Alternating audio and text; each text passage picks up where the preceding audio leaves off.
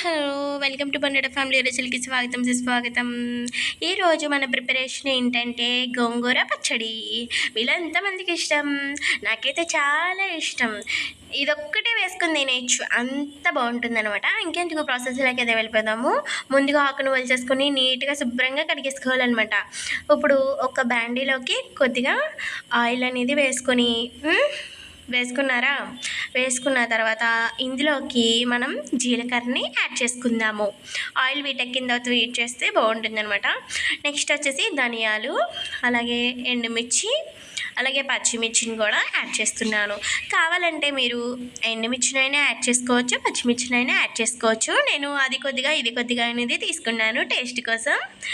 ఇలా బాగా లో ఫ్లేమ్లో ఫ్రై చేసుకోవాలన్నమాట. ఇలా ఫ్రై చేసుకున్న తర్వాత ఇది మనకి కొద్దిగా కలర్ చేంజ్ అయిన తర్వాత ఇప్పుడు ఇందులోకి చింతపండుని యాడ్ చేస్తున్నాను. ఇందులోకి వెల్లుల్లిపాయ రమ్మలు ఉంటాయి కదా, అవి కూడా ఒక 4 యాడ్ చేసుకుంటున్నాను.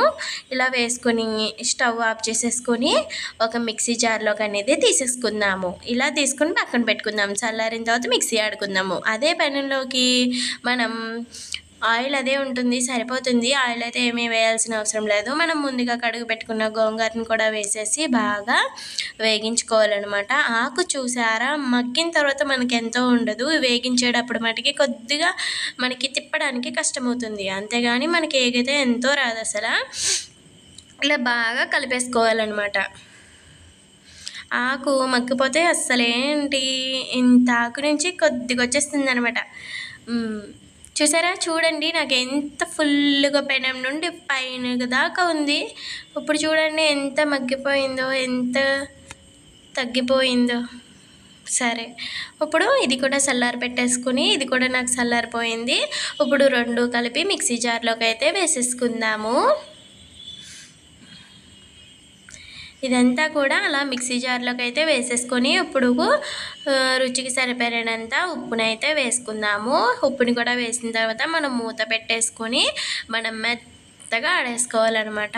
కావాలంటే మీరు ఉల్లిపాయ ముక్కలు కూడా మిక్సీలో వేసుకుని ఆడుకోవచ్చు. నేను పైన వేసుకుంటాను.